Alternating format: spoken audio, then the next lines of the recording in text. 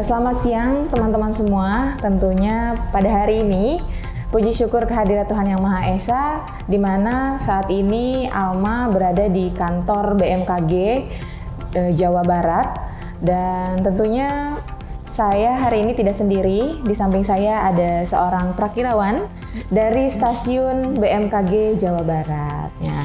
Gimana kabarnya Mbak? Alhamdulillah baik. Senang sekali bisa bertemu dengan Mbak Asri hari ini. Ya, boleh Mbak diperkenalkan dulu nama dan juga jabatan untuk teman-teman semua ya.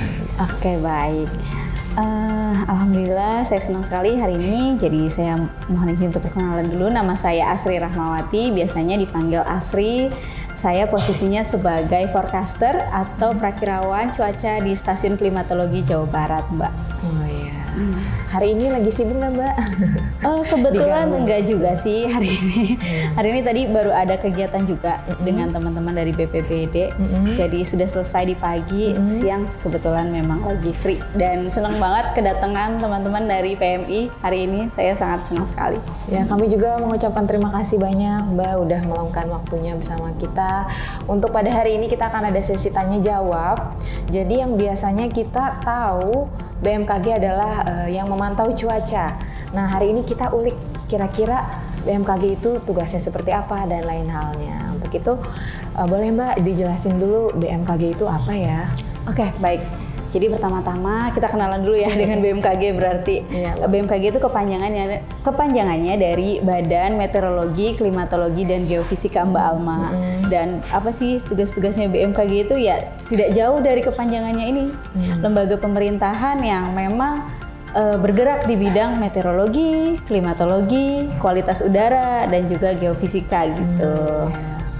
Oke. Nah, itu dan biasanya BMKG ini tugasnya seperti apa ya Mbak? Kalau boleh tahu, jadi teman-teman semua tahu nih tugasnya di BMKG itu bukan hanya memperlihatkan cuaca sekian-sekian gitu, tapi ada tugas-tugasnya. Baik, untuk tugas BMKG sendiri mungkin saya jelaskan di instansi kerja saya dulu ya.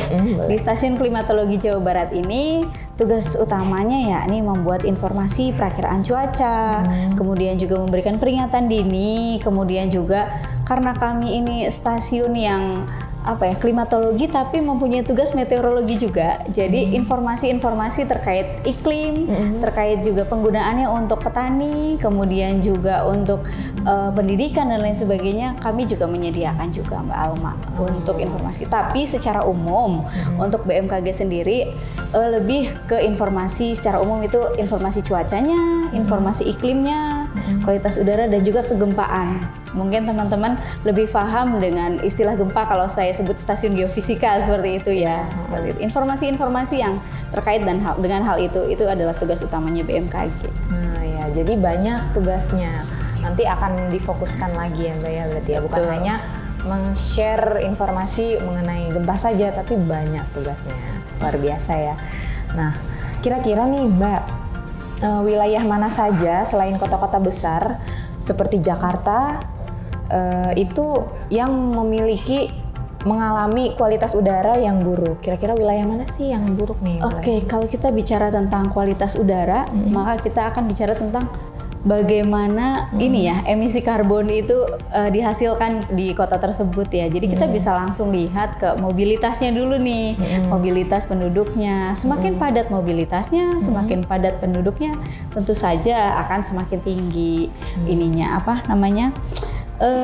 emisi karbonnya seperti itu, sehingga akan mempengaruhi kualitas udara di wilayah tersebut. Tapi kalau kita mau lihat lagi, adakah kota-kota yang tidak terlalu besar seperti itu, mungkin yang tidak terlalu perkotaan tapi kualitas udaranya tidak cukup baik seperti itu ya mungkin Mbak Alma. Itu kita bisa lihat wilayah-wilayah di Pulau Sumatera, Pulau Kalimantan yang memang sering terkena kebakaran hutan seperti itu. Jadi walaupun mungkin tidak sepanjang hari gitu ya, tidak sepanjang tahun terjadi, tapi ketika terjadi kebakaran hutan, maka otomatis kualitas udaranya akan langsung turun jauh dibandingkan hari-hari biasanya seperti itu.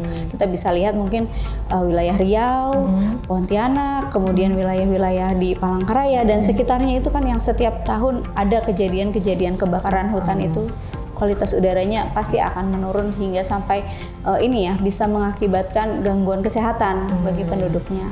Meskipun misalnya Jakarta adalah kota metropolitan, tapi itu tidak memungkinkan bahwa si kota Kalimantan dan lain halnya memiliki cuaca yang buruk gitu ya.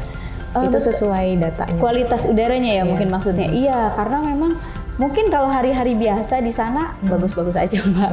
Karena kan nggak ada gitu ya standar gitu untuk transportasinya juga. Mungkin lebih padat di Jakarta seperti itu.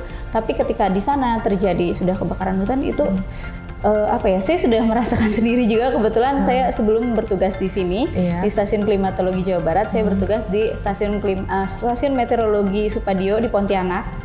Pada musim-musim kebakaran hutan tersebut memang bahkan kami sendiri jarang keluar rumah. Jadi rumah itu semua ditutup seperti itu. Kami memanfaatkan filter dari AC ya untuk sirkulasi udara. Tapi itu juga abunya masih masuk ke rumah kadang, abu-abu yang berterbangan seperti itu. Jadi yang abu saja yang berat harusnya berat ya, jauh gitu terbang. Apalagi yang partikel-partikel kecilnya, dan itu kan yang masuk ke sistem pernafasan manusia gitu. Itu yang akhirnya menjadikan kualitas udaranya jelek. Belum lagi ketika hujan, nah kualitas air hujannya akan sangat keruh, berbeda dengan ketika kita hujan mungkin di Jawa yang tanpa kebakaran hutan, air hujannya masih jernih, masih mungkin bisa diberdayakan lagi. Tapi kalau di sana ketika sudah musim asap, ada kebakaran hutan, maka kualitas air hujannya juga lebih berminyak Mbak, lebih berminyak dan juga warnanya keruh coklat seperti itu, dan baunya ya bau-bau apa sih kalau orang Jawa bilangnya itu sangit gitu, kalau orang Sunda apa ini istilahnya agak berbau asap gitu. Asap ya. Nah, tadi kan sudah dijelaskan ya teman-teman mengenai polusi udara yang buruk. Nah, kemudian kita ke pertanyaan selanjutnya. Pada saat kenaikan kasus COVID-19 yang terjadi ini, banyak sekali kualitas udara di Jakarta mengalami perubahan yang signifikan, Mbak. Nah, apakah hal itu dipengaruhi oleh emisi karbon dari kendaraan bermotor? Oke, kita flashback lagi ke kejadian COVID ya. Iya. Semua orang WFH, work from home, walaupun ada sebagian yang mungkin tidak gitu. Tapi kan itu sudah sangat jauh ya dari kebiasaan. Mungkin Jakarta biasanya macet, Jakarta biasanya padat, bahkan sampai malam pun masih padat. Ketika COVID kemarin 2 tahun kita terdampak pandemi, jalanan Jakarta lengang, otomatis itu akan sangat dari sektor transportasi saja dulu ya. Mungkin kalau pabrik tetap berjalan gitu ya, industri-industri lain tetap berjalan. Tapi kalau kita lihat dari sektor transportasi, tentu saja adanya kebijakan work from home ini sangat menekan emisi karbon yang dihasilkan dari sektor transportasi, Mbak. Sehingga kita pernah lihat mungkin di berita, wah langit Jakarta sudah biru seperti itu. Itu kan tanda bahwa emisi karbon yang dihasilkan tidak seperti hari biasanya seperti itu. Oke, sudah jelas ya teman-teman. Nah, kita ke pertanyaan selanjutnya. Apakah ada sektor transportasi dapat meningkatkan perubahan iklim? Dari sektor transportasi iya Mbak, jelas, karena sektor transportasi ini yang sangat sulit ya untuk ditekan gitu, sangat sulit untuk bisa kita benar-benar kurangin gitu pergerakan, karena manusia pasti mobile. Bagaimana caranya untuk mobile? Mereka butuh cepat seperti itu. Akhirnya menggunakan motor, menggunakan mobil dan lain sebagainya gitu. Jadi sektor transportasi ini ya justru penyumbang emisi karbon terbesar. Tapi di samping itu pun banyak juga sektor-sektor lain yang menyumbang emisi karbon. Mungkin emisi karbon dari industri, dari pabrik-pabrik seperti itu, kemudian juga dari penggunaan aerosol AC rumah tangga. Itu kan juga mungkin kita kesannya cuma rumah saya sedikit, tapi ketika satu rumah dikali berapa rumah hingga satu kota menggunakan AC dengan masif, kemudian juga menggunakan aerosol seperti itu ya, seperti penggunaan deodoran yang semprot seperti itu kan menyumbangkan aerosol juga. Tapi kalau itu dilakukan secara besar di suatu kota akan sangat berdampak. Oh, satu lagi, di sektor peternakan itu juga menyumbangkan gas metana yang juga berpengaruh untuk menyumbangkan gas rumah kaca ke atmosfer sehingga mempengaruhi perubahan iklim seperti itu. Kalau boleh tahu Mbak, kira-kira data apa yang lebih banyak mengeluarkan apa ya, udara yang ini? Ininya. Entah di sektor mana yang lebih besar? Sektor mana yang lebih besar? Kalau berdasarkan data itu sektor yang paling besar tentu saja sektor transportasi dan industri. Karena memang itu yang saya bilang tadi, itu yang sulit untuk dihindari. Tapi kalau kita bicara tentang peternakan, mungkin kan peternakan besar hanya ada di beberapa wilayah gitu. Tapi bahkan untuk transportasi sendiri, pedesaan sekarang kita udah jarang lihat untuk orang jalan kaki, bersepeda seperti itu, tidak seperti zaman dulu kan. Nah itu otomatis penggunaan bahan bakar fosil ini yang sangat masif ini, dan bahan bakar fosil ini kan digunakan di berbagai sektor ya. Sektor energi untuk listrik kan juga itu masih sebagian menggunakan bahan bakar yang diesel itu, pembangkit listrik tenaga diesel itu juga. Jadi sektor industri dan sektor transportasi ini adalah dua yang bisa dikatakan paling berpengaruh dan paling besar menyumbangkan emisi karbon ke atmosfer. Jadi teman-teman semua, kita jadi tahu ya, kira-kira sektor mana sih yang memiliki pengaruh besar untuk climate change, yaitu perubahan iklim itu sendiri. Nah, kita ke sesi pertanyaan selanjutnya, Mbak. Upaya apa yang dapat dilakukan sebagai penggiat kemanusiaan atau relawan dalam membantu menjaga dan meningkatkan kualitas udara yang baik? Oke, saya sebetulnya kalau harus memberi saran, ini bukan kapasitas saya ya, tapi sejauh yang saya lihat seperti itu, sejauh saya juga berkoordinasi dengan teman-teman relawan, dengan teman-teman komunitas, saya pribadi sangat mengapresiasi apa yang sudah dilakukan oleh teman-teman relawan, teman-teman komunitas, penggiat lingkungan seperti itu ya, bahwa mereka gencar mengedukasi, mengedukasi, mensosialisasikan kembali informasi-informasi yang mungkin BMKG sebetulnya buat, tapi belum menjangkau sampai ke masyarakat, sampai ke pelajar seperti itu. Dan ini sebetulnya menjadi tugas kita bersama, menjadi tugasnya BMKG, menjadi tugasnya instansi terkait kebencanaan, terkait juga dengan lingkungan hidup seperti itu ya. Namun ketika saya melihat bahwa teman-teman relawan, teman-teman komunitas penggiat lingkungan ini bekerja dengan real bersama-sama, mereka langsung terjun ke masyarakat, terjun ke anak-anak muda yang sekarang ini memberikan pemahaman, saya sangat mengapresiasi hal itu, dan saya berharapnya ke depan ini menjadi gerakan bersama.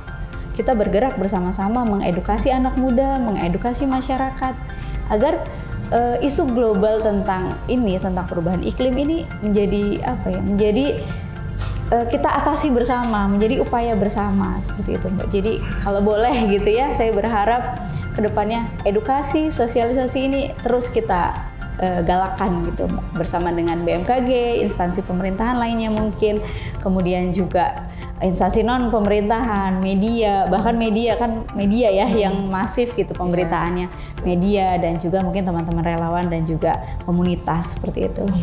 Oke, Mbak.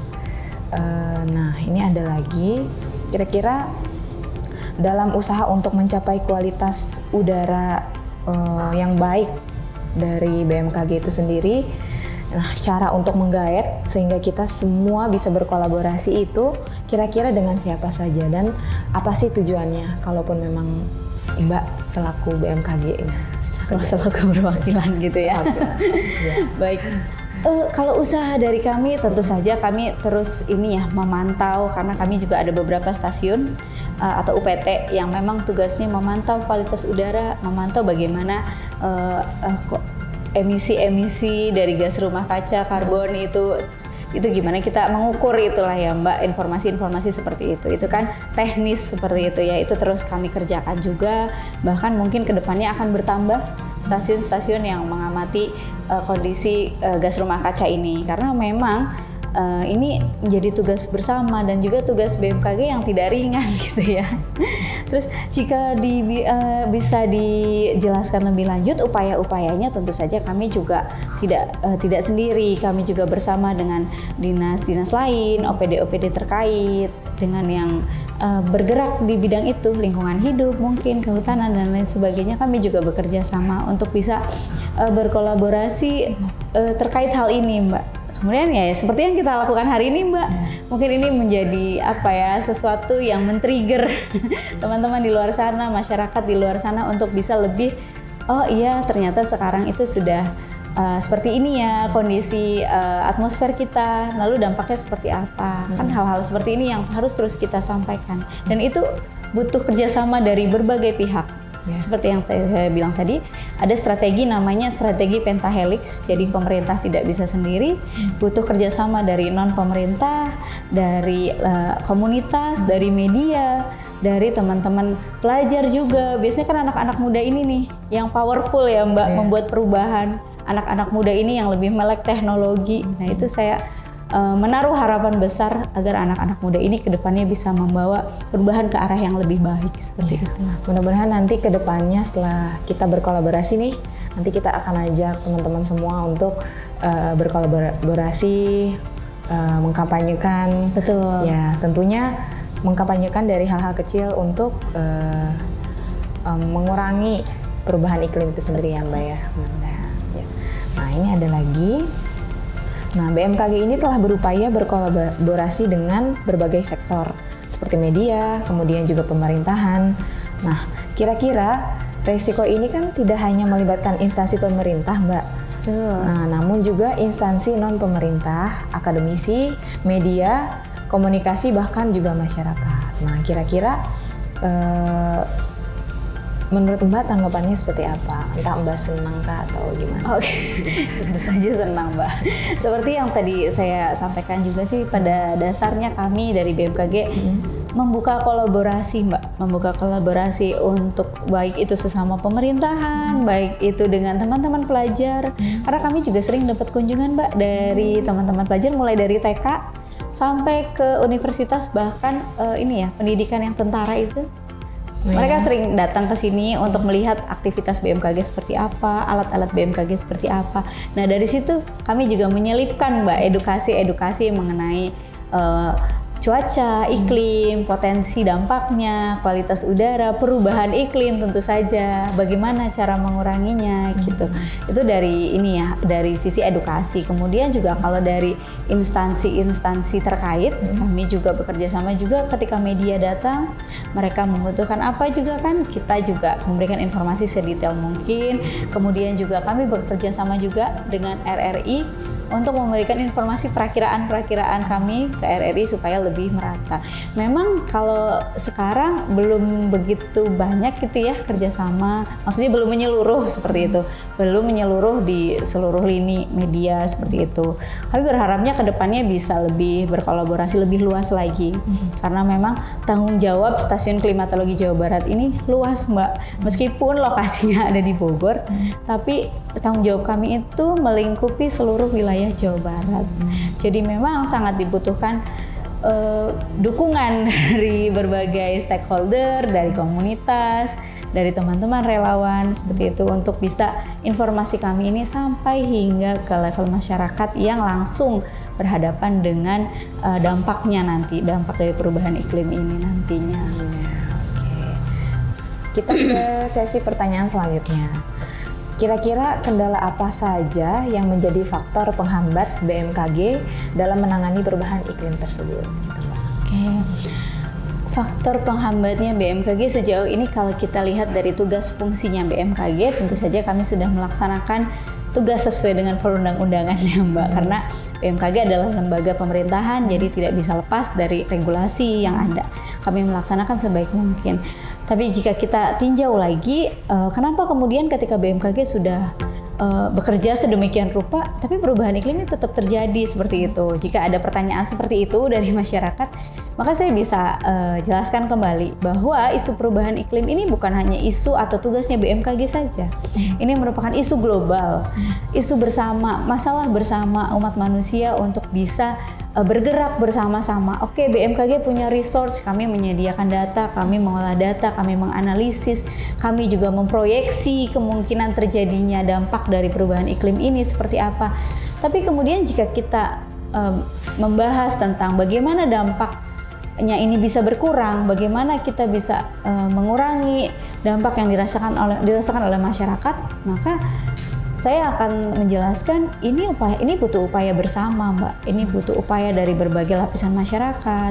Ini butuh upaya dari akademisi, dari media, dari semua pihak agar masyarakat dan juga anak muda khususnya lebih punya awareness yang lebih tinggi lagi. Contoh dari hal kecil saja, ketika kita bilang kita Kota Bogor alhamdulillah sudah sejak lama menghemat plastik. Nah, tapi apakah kemudian ketika kita belanja di warung sayur kita sudah membawa tas yang bisa dipakai ulang? Pasti sebagian besar belum.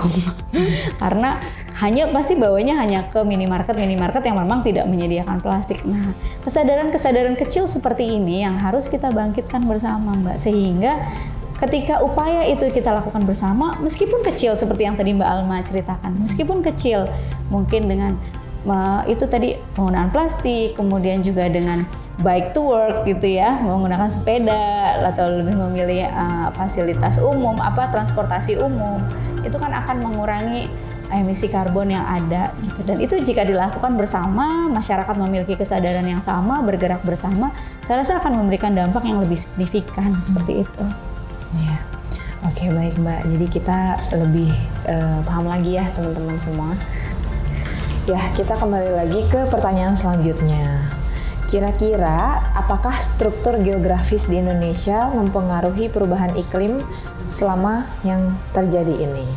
Baik, jika kita bicara tentang iklim gitu ya, skalanya iklim, kita bicara dulu tentang pola iklim di suatu wilayah itu. Jadi memang pola iklim di suatu wilayah itu akan sangat dipengaruhi oleh letak geografis, letak astronomis, keadaan topografinya, dan karakteristik lokalnya.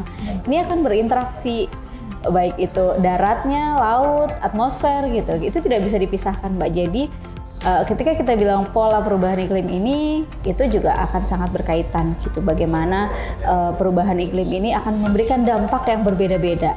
Di suatu wilayah mungkin dampak dari perubahan iklim ini banjirnya yang mungkin lebih banyak seperti itu. Kemudian di wilayah lain mungkin kekeringannya yang lebih memberikan dampak yang terasa bagi masyarakat seperti itu. Karena tadi Mbak Asri ngomongin banjir nih, ini terkait juga sama pertanyaan yang selanjutnya. Nah, akhir tahun ini kan sering sekali ya Mbak ya terjadi curah hujan yang tinggi. Nah, kira-kira mengapa bisa hal itu terjadi? Oke, apakah baik. itu ada keterkaitan antara perubahan iklim itu sendiri? Oke, baik. Kalau kita kaji dari yang akhir-akhir ini terjadi ya Mbak, mungkin 3 tahun terakhir ini terjadi, bahkan sebagian wilayah khususnya Jawa Barat ini tidak mengalami musim kemarau gitu ya. Adapun mengalami musim kemarau itu lebih pendek daripada biasanya. Memang ini tidak bisa kita kaitkan langsung ke perubahan iklim gitu. Walaupun mungkin jika kita kaitkan garis yang tidak langsungnya mungkin ada, tapi kita ada fenomena yang memang saat ini sedang hangat diperbincangkan, ini Triple Deep La Nina.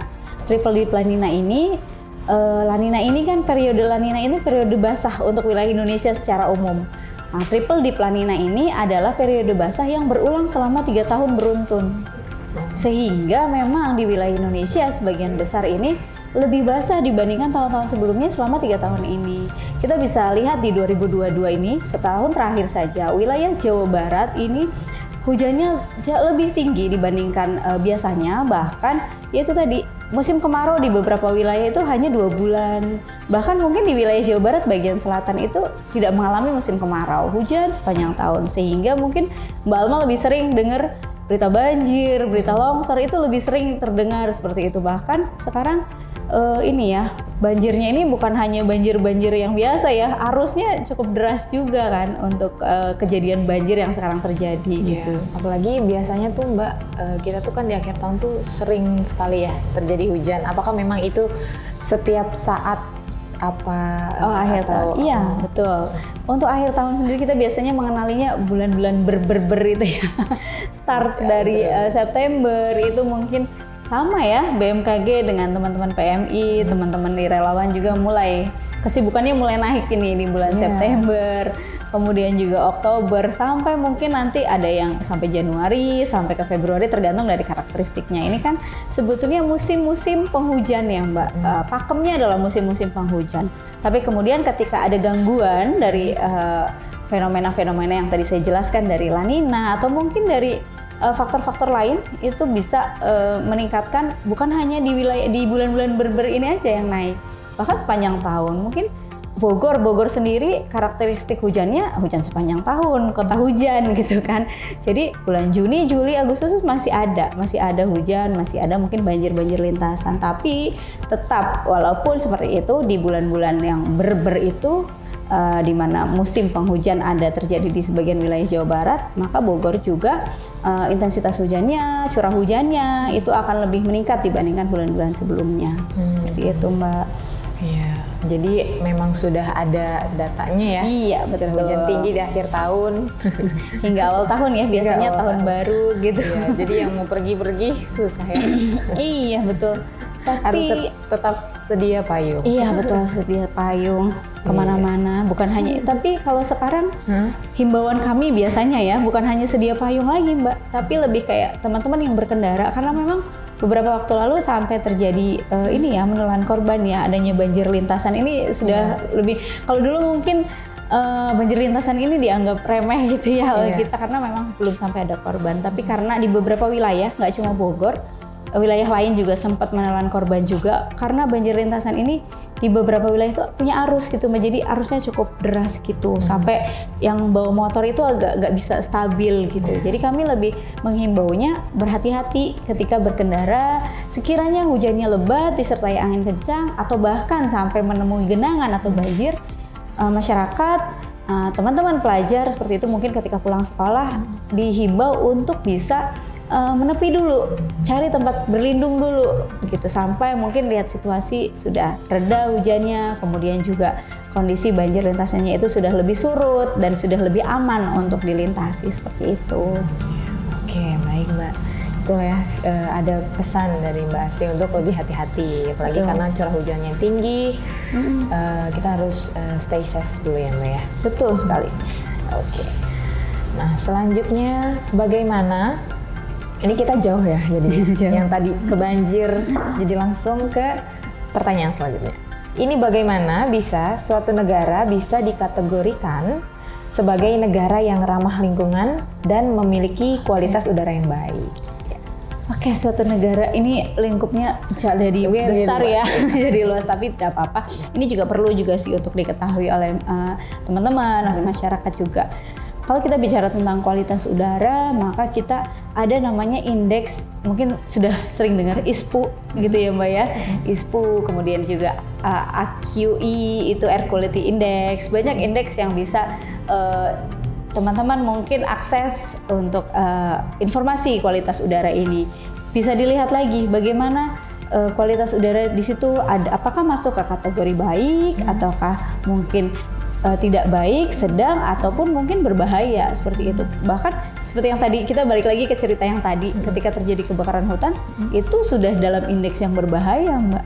Karena memang sensor dari yang mengukur kualitas udaranya ini sudah menunjukkan kualitas udara yang tidak baik gitu, sudah menjurus ke berbahaya. Itu sangat berbeda jauh gitu ya dengan ketika mungkin di Kota Bogor yang kita mobilitas masih tidak setinggi metropolitan Jakarta gitu lah ya. Walaupun sudah ramai tapi belum setinggi itu akan berbeda jauh. Jadi kayak ada alatnya itu namanya HV sampler.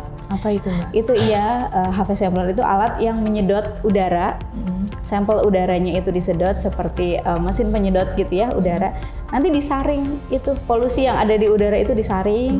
Jadi terus ada filternya seperti ini. Nah, filternya ini menangkap bagaimana polusi yang ada di wilayah tersebut itu seperti apa, ditimbang, diambil sampel polusinya itu, polutannya itu, dirincikan lagi apa saja yang ada kandungannya seperti itu, apakah ada kandungan-kandungan berbahaya, kemudian juga apakah ini yang menentukan bagaimana kualitas udara di wilayah tersebut ini seperti itu.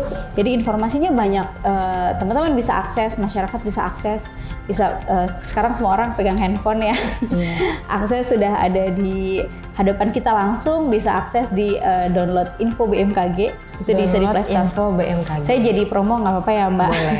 Jadi teman-teman di rumah juga jadi tahu. Iya betul. Jadi untuk informasi dari BMKG. Jadi seperti ini ya, info BMKG bisa download di Play Store. Itu di situ isinya banyak informasi yang sangat bermanfaat. Bukan cuma perakiraan cuaca, bukan cuma apa ya, iklim gempa. Biasa kan gempa ya, teman-teman dapat apa sih berita gempa gitu ya, kejadian gempa. Tapi di situ di info BMKG ini ada tentang juga kualitas udara, terus juga materi-materi edukasi yang bisa dibaca dari rumah, dari mana saja. Sebetulnya infonya sudah ada di tangan kita gitu. Lengkap ya jadinya. Sudah lengkap seperti itu. Ya, boleh nanti teman-teman bisa langsung download di info BMKG. Betul, di aplikasi info BMKG.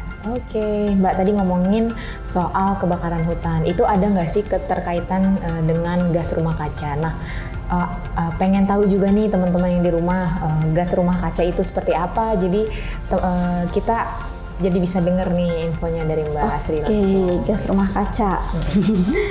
Kita sering denger ya, gas rumah kaca, efek rumah kaca. Nah, gas rumah kaca ini sebetulnya adalah material-material atau polutan-polutan yang dilepaskan oleh kita, aktivitas baik itu dari transportasi, pembakaran sampah. Kalau kita bakar sampah di rumah itu kan sebetulnya melepaskan juga gas rumah kaca, itu hasil pembakarannya.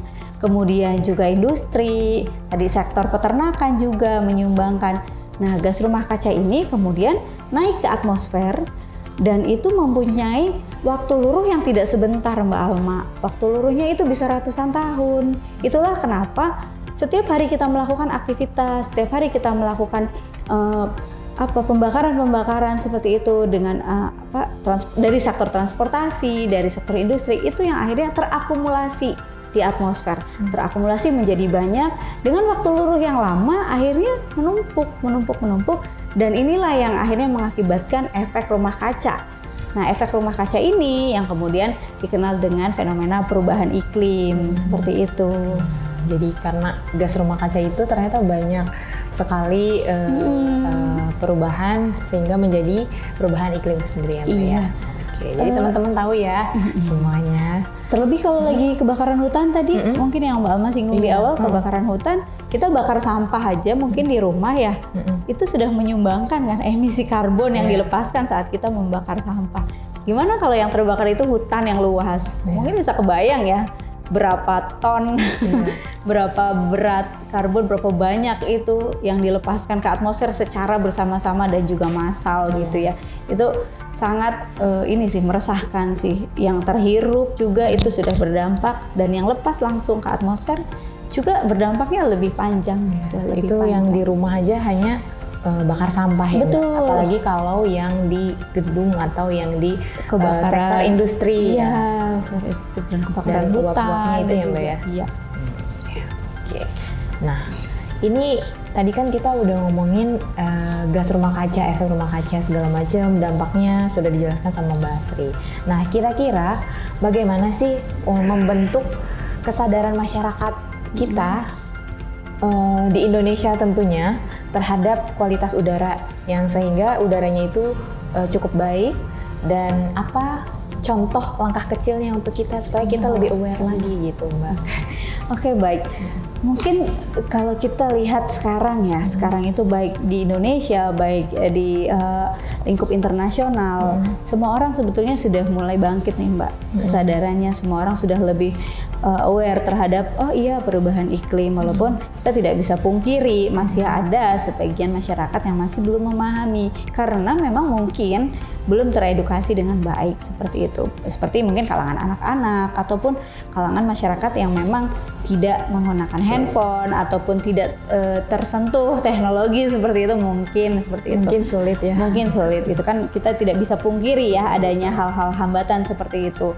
Nah, tapi yang saya ingin garis bawahi bahwa saya memperhatikan dari berbagai literatur yang saya baca bahwa beberapa dekade ini, beberapa tahun ini, kesadaran masyarakat baik itu di tingkat nasional maupun internasional sudah lebih meningkat.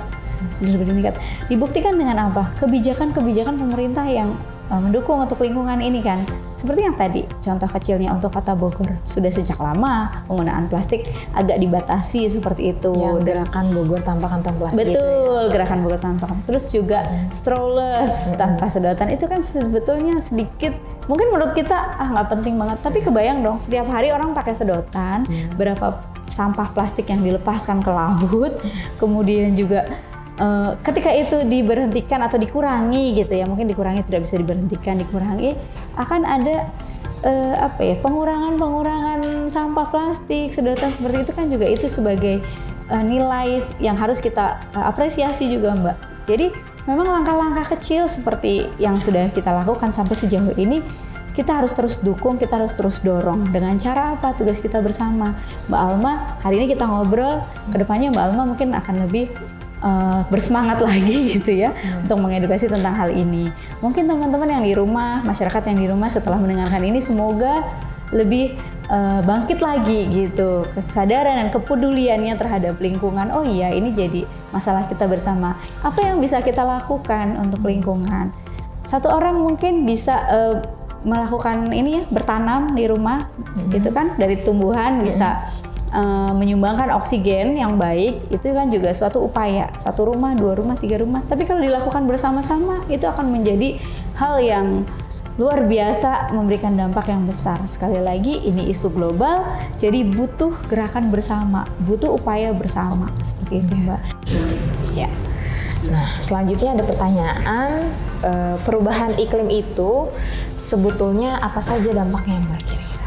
Oke, baik. Jika kita meninjau dampak dari perubahan iklim ini, yang banyak dikhawatirkan oleh masyarakat adalah adanya frekuensi dari cuaca ekstrim yang semakin meningkat, Mbak. Jadi mungkin ya ketika kita hanya merasakan cuaca ekstrim dalam sebulan, sekali, 2 kali seperti itu. Dengan adanya perubahan iklim ini diproyeksikan berdasarkan literatur ini ya Mbak, berdasarkan data gitu ya, diproyeksikan akan terjadi peningkatan frekuensi atau tingkat keseringan terjadinya cuaca ekstrim seperti itu. Kemudian juga cuaca ekstrim ini kemudian akan berdampak lagi ke hal-hal lain seperti banjir, longsor, ketika mungkin di wilayah tersebut memang drainasenya sudah tidak baik, sistem drainasenya terlalu kecil, tidak memadai seperti itu, tidak memadai. Kemudian juga tutupan lahannya sudah sangat berubah karena mungkin banyak dibangun perumahan, dibangun wilayah jalan seperti itu. Mungkin dari situ akan terjadi banjir gitu. Itu dampak lanjutan. Memang kalau kita bicara tentang dampak perubahan iklim ini seperti efek domino, Mbak. Apa itu? Efek domino. Jadi efek dominonya, oke, perubahan iklim terjadi. Nextnya apa gitu kan? Nextnya apa? Nextnya mungkin dari aspek cuaca ekstrim lebih sering terjadi. Lalu yang dirasakan masyarakat apa? Mungkin masyarakat lebih akan merasakan seringnya kejadian banjir, kejadian longsor di wilayah-wilayah yang sudah rawan longsor seperti itu. Kemudian juga kalau kita bahas lagi tentang musimnya, perubahan iklim ini diproyeksikan akan mengakibatkan gap atau perbedaan musim yang jauh. Dalam artian ketika musim hujan, curah hujannya banyak, airnya banyak, tapi ketika musim kering akan semakin lebih kering. Gitu. Ini dikhawatirkan juga baik itu terlalu banyak air, terlalu banyak hujan, atau terlalu sedikit, atau bahkan terlalu lama gitu ya keringnya. Ini kan juga tidak baik untuk tanaman ya. Ketika terlalu banyak hujan, tanaman jadi cepat busuk. Ketika mungkin kekeringannya parah, tanaman tidak bisa tumbuh. Nah ini juga yang mengancam efek domino selanjutnya adalah food securities atau ketahanan pangan kita di situ. Jadi dampaknya panjang Mbak kalau untuk perubahan iklim ini sendiri. Dan di beberapa wilayah mungkin kemarin kita sudah dengar siklon tropis atau badai seroja itu cukup berdampak ya, bahkan sampai ke wilayah Kupang, wilayah Indonesia gitu. Nah hal-hal seperti ini juga merupakan dampak dari perubahan iklim. Berdasarkan literatur juga, terjadinya siklon tropis ini jika memang perubahan iklimnya sudah relatif lebih parah, maka siklon tropis ini akan cenderung lebih kuat. Mungkin terjadinya sama di bulan-bulan tertentu, di bulan apa, kan beda ya. Belahan bumi selatan, belahan bumi utara tuh punya waktu tumbuh berbeda untuk badai-badai tropis. Tapi ini akan bisa meningkatkan kekuatan dari si badai tropis ini sendiri. Jadi kalau kita mau bicara tentang dampak, ini dampaknya luas. Bahkan terakhir saya baca akan mengakibatkan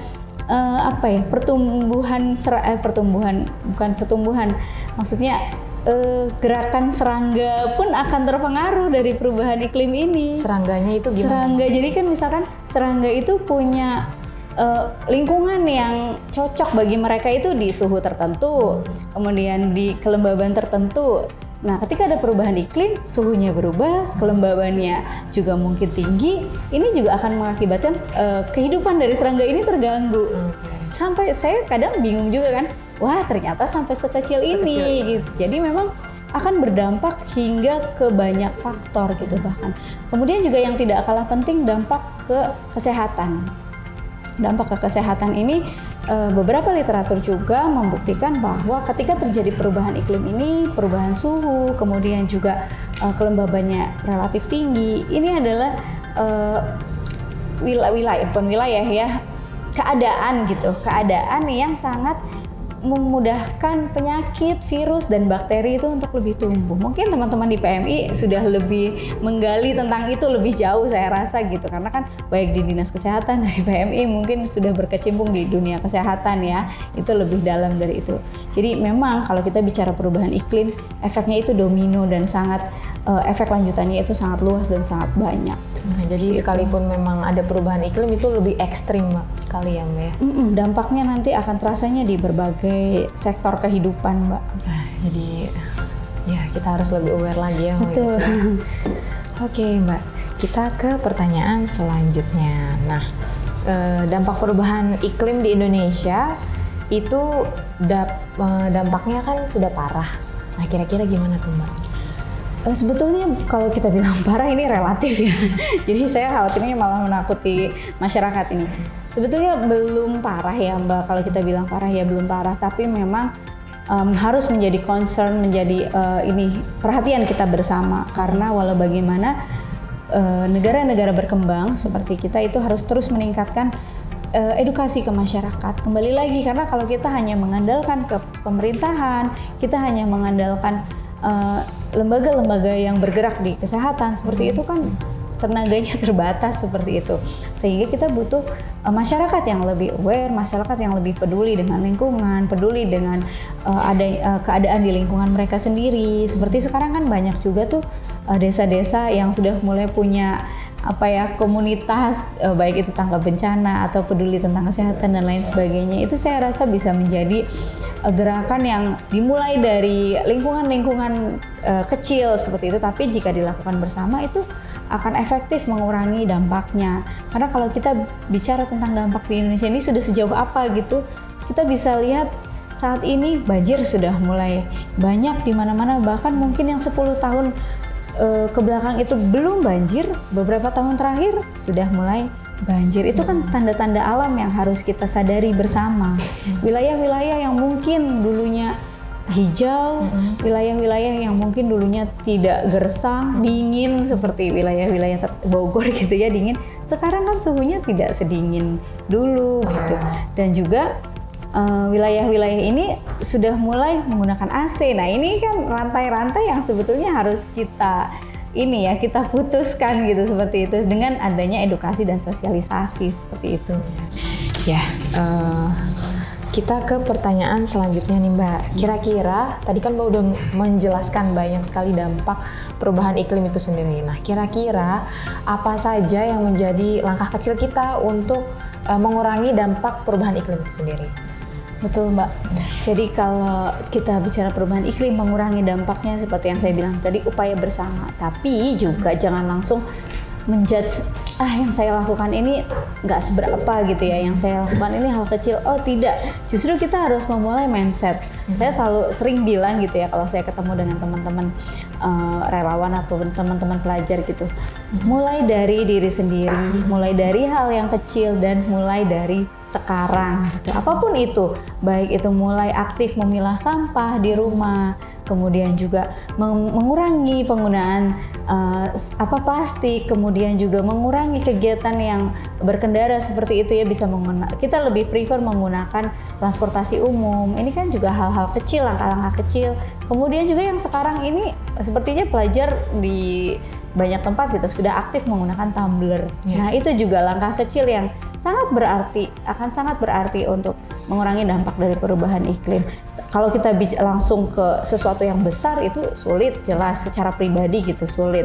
Tapi kalau kita mulai dari diri sendiri, mulai dari hal yang kecil berlahan, kita mulai membuat taman di rumah kecil-kecilan seperti itu ya. Sekarang kan banyak ya komunitas-komunitas tanaman hias dan segala macam itu kan juga memberikan sumbangsih yang tidak sedikit gitu kalau dilakukan bersama. Dan hal-hal seperti itu hal-hal yang kecil, mulai dari hal-hal yang kecil. Kemudian juga aktif mengedukasi lingkungan sekitar. Sekarang kita bisa update story dimanapun, baik dari WA, dari sosial media, memberikan pengaruh-pengaruh kecil yang berulang tapi setiap hari. Jadi ibaratnya kita jadi influencer nih Mbak, untuk lingkungan keluarga, lingkungan teman-teman kita yang ada di sekitar kita yang dekat saja. Dari situ 1-2 orang akan tergerak, mereka akan melakukan hal yang sama dan itu akan menjadi gerakan bersama yang memberikan dampak yang sangat-sangat signifikan.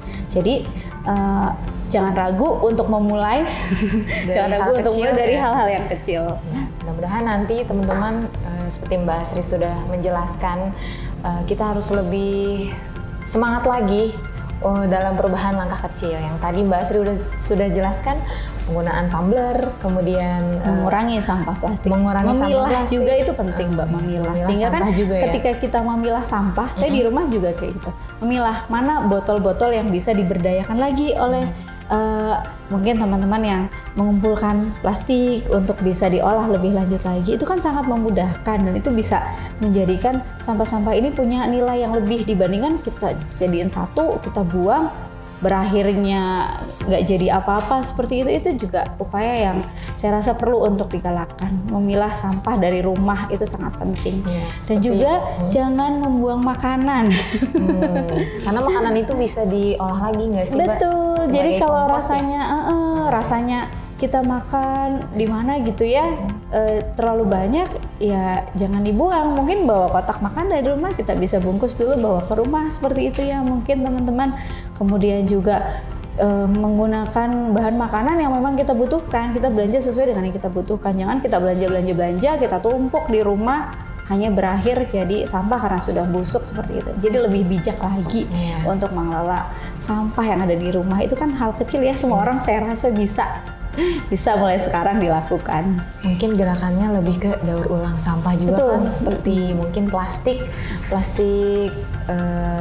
bungkus kopi itu ada ibu-ibu penggiat yang membuat tas itu. Membuat tas. Nah, itu kan tapi kan harus dipisahkan dulu nih dari kitanya. Oke, kita misalkan saya tidak bisa membuat itu. Tapi ketika kita pisahkan dulu, itu akan memudahkan mereka ketika mereka mengerjakan itu gitu. Kemudian juga yang kecil, ketika kita beli botol kemasan gitu, terpaksa gitu ya dari rumah beli apa gitu, kita pisahkan dulu, jangan langsung digabung dengan sampah-sampah yang mungkin organik seperti itu. Jadi lebih mudah untuk dilakukan pengolahan ulang ke depannya. Nah, tadi sudah cukup jelas ya teman-teman semua. Nah, kira-kira Mbak, apa sih harapan dari BMKG itu sendiri untuk semua stakeholder dan teman-teman sehingga kita ke depannya dalam langkah perubahan iklim ini bisa dikurangi? Harapan terbesar saya mungkin juga mewakili teman-teman di BMKG adalah kedepannya kita untuk stakeholder ya, untuk teman-teman stakeholder, kita lebih bersama-sama berkolaborasi, kita bersama-sama bergandengan tangan, dan juga kita sama-sama bergerak untuk dapat memberikan contoh, memberikan yang terbaik kepada masyarakat dan juga mengedukasi masyarakat lebih luas lagi. Dan untuk masyarakat, saya juga berharap masyarakat juga lebih terbuka dengan informasi-informasi yang mungkin kami bagikan, terbuka dengan wawasan-wawasan bahwa perubahan iklim ini sudah terjadi. Gitu. Jangan denial gitu ya, mungkin kita sebutnya denial gitu. Oh ini apa sih, nggak penting gitu. Saya harapannya masyarakat lebih bisa terbuka lagi bahwa perubahan iklim ini sudah terjadi, dampaknya sudah mulai terasa, dan bersama-sama juga mau untuk lebih meningkatkan rasa pedulinya terhadap lingkungan, mau untuk lebih terbuka lagi terhadap informasi-informasi yang kami berikan seperti itu, sehingga kedepannya kita sama-sama bisa bersinergi untuk mengurangi dampaknya. Ini bukan demi pemerintah, bukan demi sebagian komunitas ya, tapi ini semua yang kita lakukan, termasuk yang saya dan Mbak Alma lakukan hari ini, tentu saja untuk kepentingan seluruh umat manusia dan juga warga Jawa Barat khususnya, karena kita ada di Jawa Barat.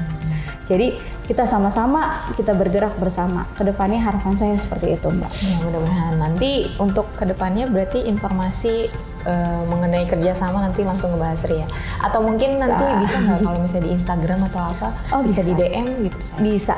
Jadi baik untuk teman-teman komunitas, teman-teman relawan ataupun stakeholder, baik dari pemerintahan ataupun non pemerintahan, jika ingin berkolaborasi bersama dengan BMKG Jawa Barat, bisa DM, bisa menghubungi juga nomor yang ada tertera di link bio-nya BMKG_Jawa Barat. Kita sangat terbuka, apapun program yang sedang dilakukan, apapun kegiatan yang sedang dilakukan, kami akan sebisa mungkin mensupport kegiatan Bapak Ibu, kemudian juga teman-teman, baik itu pelajar, baik itu stakeholder ataupun instansi-instansi lain seperti itu, kami sangat full support Mbak untuk kegiatan ini. Ya, jadi perlu ditegaskan lagi teman-teman, apabila teman-teman ingin bekerja sama atau melakukan menyelenggarakan event itu nanti bisa langsung ke BMKG_Jawa Barat. Betul. Sangat terbuka sekali ya berarti ya Mbak. Sangat terbuka dan kami malah sangat menantikan. Ya itu mudah-mudahan nanti kedepannya teman-teman semua hari ini kita sudah banyak sekali informasi yang didapatkan dari Mbak Asri dan itu cukup informatif sekali, dan kita dan aku pun pada hari ini duduk dengan Mbak Asri sehingga lebih aware lagi terhadap perubahan iklim itu sendiri. Nah tentunya bagi teman-teman pesannya adalah dimulai dari langkah kecil sehingga nanti untuk kedepannya perubahan iklim itu sendiri tidak berdampak besar ya Mbak ya. Nah untuk itu Mbak Asri terima kasih banyak loh sudah meluangkan waktunya hari ini untuk kita, sehingga teman-teman semua yang di rumah bisa lebih aware lagi, mudah-mudahan ya nanti kita bisa bekerja sama lagi untuk perubahan langkah kecil itu sendiri. Makasih banyak Mbak. Sama-sama. Ini semua pertanyaan sudah terjawab. Mudah-mudahan Mbak sehat selalu ya. Amin. Nanti insya Allah kita bertemu lagi di lain waktu. Ya, baik teman-teman semua, sudah cukup jelas ya informasi yang diberikan oleh Mbak Asri pada hari ini, luar biasa. Mudah-mudahan itu bisa menjadi kesadaran teman-teman semua untuk melakukan hal-hal kecil yang sudah disampaikan oleh Mbak Asri. Nah, tentunya bagi teman-teman yang ingin mengikuti program perubahan iklim, nah teman-teman bisa mengikuti kegiatan dari KSR PMI Kota Bogor. Untuk informasi lebih lanjutnya, teman-teman bisa langsung follow aja Instagram di KSR PMI Kota Bogor. Di sini banyak sekali kegiatannya yang akan dilakukan oleh rekan-rekan dari PMI. Sebagai bentuk teman-teman meningkatkan dan mengurangi dampak perubahan iklim itu sendiri. Ya, gitu Mbak jadinya. Iya, bagus banget ya acara-acara yang dilakukan oleh PMI ini. Iya, nanti Mbak juga boleh ikut Mbak. Siap, ya. Insya Allah kalau ada kesempatan. Iya, boleh Mbak. Nanti kabarin aja ke teman-teman semua. Boleh nanti kalau misalnya ada sesi tanya jawab atau mungkin sharing lagi nanti sama kita teman-teman bisa PMR. bertemu lagi ya Mbak ya. Siap. Kalau misalkan teman-teman mau datang ke BMKG juga kami menyambut dengan tangan terbuka. Ya. Mau lihat gitu ya, apa sih kerjaannya Prakirawan BMKG? Gimana sih cara ngukur parameter cuaca, itu kami juga welcome. Bisa dilihat ya di belakang sini ya. Nanti bisa langsung tanya ke Mbak Asrinya ya. Siap, insya Allah. Mbak Asri, makasih banyak untuk waktunya. Sama-sama. Sukses Mbak. selalu, sehat Amin, selalu. amin. Mudah-mudahan kerjaannya lancar. Amin ya rabbal alamin. Cukup sekali informasi pada hari ini. Ya teman-teman, untuk itu kita tutup. Terima kasih banyak. Wassalamualaikum warahmatullahi wabarakatuh.